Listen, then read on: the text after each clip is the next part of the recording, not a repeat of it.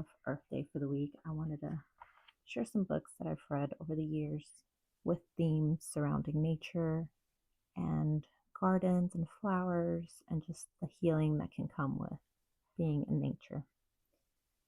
Of course, first on our list is an Abby Jimenez book, which is The Fall Risk. It's a short novella, it's not a full length book. And if you haven't read it, you should definitely pick that up.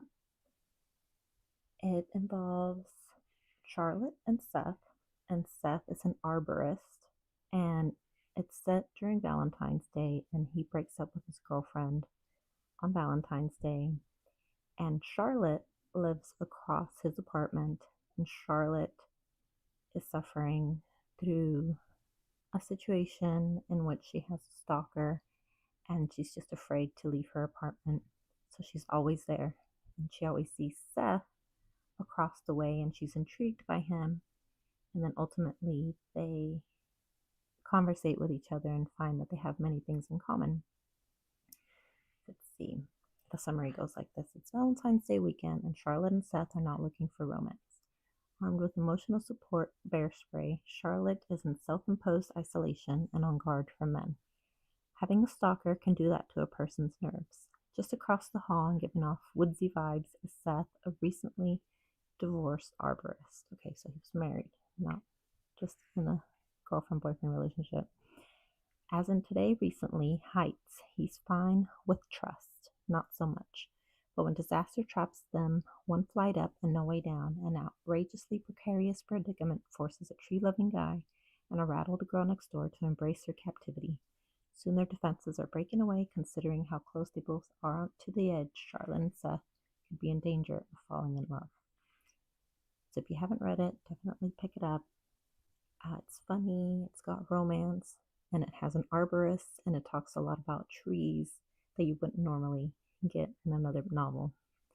Our second book is another Abby Jimenez book called Yours Truly.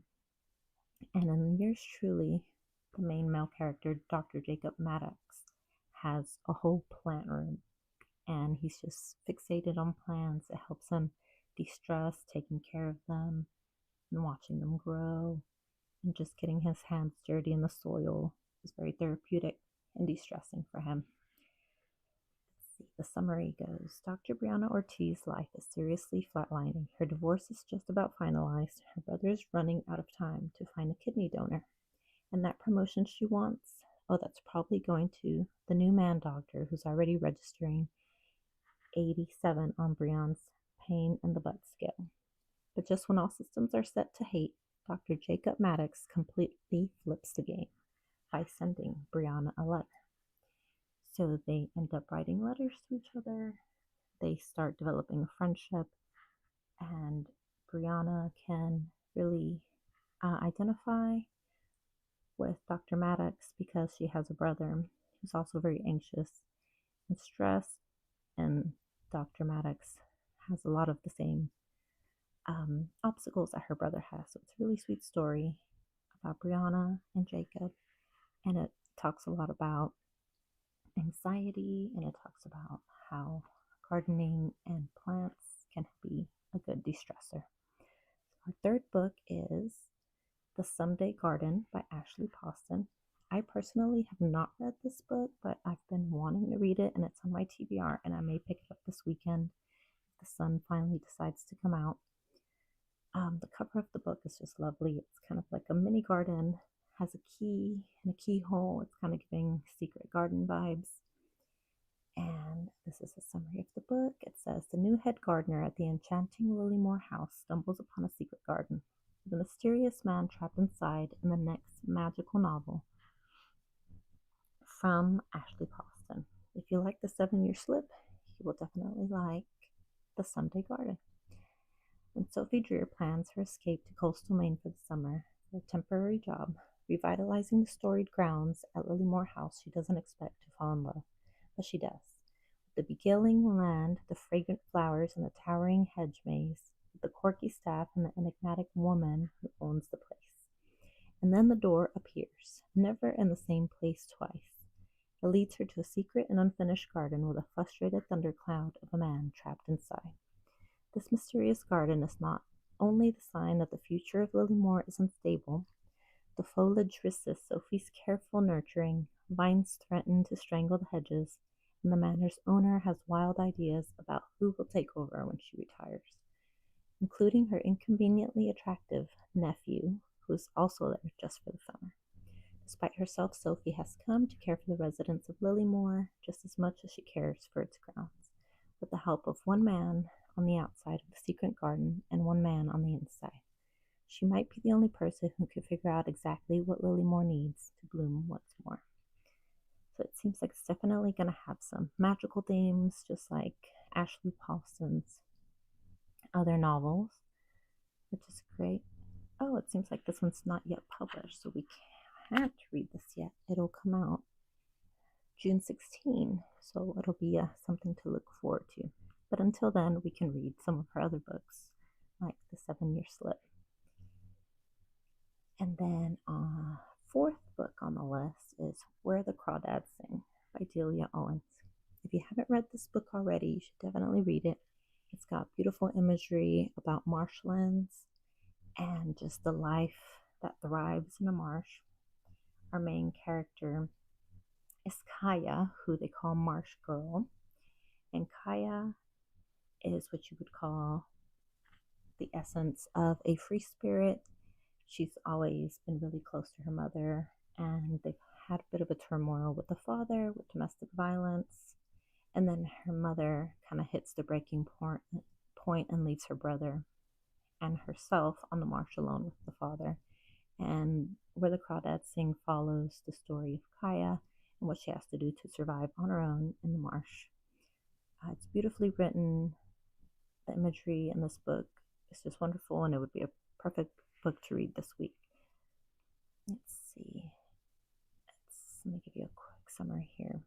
It says, a born naturalist with just one day of school, she takes life lessons from the land, learning the real ways of the world from the dishonest signals of fireflies. But while she has the skills to live in solitude forever, the time comes when she yearns to be touched and loved. Drawn to two young men from town who are intrigued by her wild beauty, Kaya opens herself to a new and startling world until the unthinkable happens. It definitely has some twists and turns. It's a bit of a mix of a thriller and a romance novel, so it'll keep you on your toes. The next book that we have, I have not read. It's called The Overstory by Richard Powers.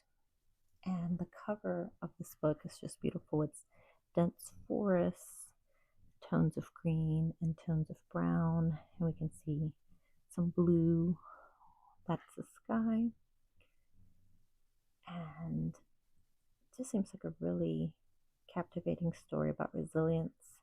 It says The Overstory is a sweeping, impassioned work of activism and resistance that is also a stunning evocation of and pain to the natural world. From the roots to the crown and back to the seeds, Richard Powers' 12th novel unfolds in concentric rings of interlocking fables that range from antebellum New York to the late 20th century, timber wars of the Pacific Northwest and beyond. There is a world alongside ours, vast, slow, interconnected, resourceful, magnificently inventive, and almost invisible to us. This is a story of a handful of people who learn how to see that world and who are drawn up into its unfolding catastrophe. That just sounds deep, but also like it's going to have a lot of good imagery. The genre is fiction, nature, but also literary fiction and historical fiction, as well as contemporary. So definitely one to pick up if you're wanting something a bit different, a bit more serious. Our next book is The Island of Missing Trees by Elif Shafak, and it's described as a rich, magical new book on belonging and identity, love and trauma, nature and renewal, from the Booker shortlisted author of 10 Minutes, 38 Seconds in This Strange World. So the summary of this book is two teenagers, a Greek Cypriot and a Turkish Cypriot, meet at a taverna on the island they both call home. In the taverna, hidden beneath garlands of garlic, chili peppers, and creeping honeysuckle, Costas and Daphne grow in forbidden love for each other. A fig tree stretches through a cavity in the roof, and this tree bears witness to their hushed, happy meetings and eventually to their silent, surreptitious departures. The tree is there when war breaks out, when the capital is reduced to ashes and rubble, and when the teenagers vanish. Decades later, Costas returns. He is a botanist looking for native species, but really he's searching for lost love. Wow, it seems like the Islands of Missing Trees is going to have lots of different layers. It's going to have its romance layer, it's going to have its, conflict, war conflict, and it's also going to have a lot of botany imagery. The cover art for this book is just beautiful. It's got, you'll see it. I'll put it here so you can see. It's got like fuchsia, blues, and golds, and it's just really captivating cover. It has a tree and some vines coming out of it. So I can already tell it's going to be either a 4.5-star read or a 5-star read. So pick that up. That's The Island of Missing Trees by Elif Shafak. And then our next book is Greenwood by Michael Christie. And this is more of like a more serious tones. It's not romance. Let's see, it says it's 2034 and Jake Greenwood is a storyteller and a liar, an overqualified tour guide babysitting ultra-rich vacationers in one of the world's last remaining forests. That's sad. It's 2008, so it seems like it's going to jump around from 2034 to 2008 to 1974 and 1934. So that'll be interesting to see how they kind of jump around from those different timelines. And then it says, in 2008, Liam Greenwood is a carpenter, fallen from a ladder and sprawled on his broken back, calling out from the concrete floor of an empty mansion. So it's going to follow his story. Then we have 1974. It's going to follow Willow Greenwood, who is out of jail, free after being locked up for one of her endless series of environmental protests, attempts at atonement for the sins of her father's once vast and violent timber empire. So it's going to follow Willow's story as well. Then it's going to go to 1934, and it's going to follow Everett Greenwood, who is alone as usual in his maple syrup camp squat when he hears the cries of an abandoned infant and gets tangled up in the web of a crime that will cling to his family for decades. And throughout, there are trees thrumming a steady, silent pulse beneath Christie's effortless sentences and working as a guiding metaphor for withering, weathering, and survival. That just seems like a really, really deep book that's just kind of captivate you and kind of transport you to not one, but 4 different timelines of different family members of the same family, the Greenwoods, and it'll be interesting to see how that is done. And then we're going to jump into our nonfiction. Our first nonfiction book is Lab Girl by Hope Yahaira.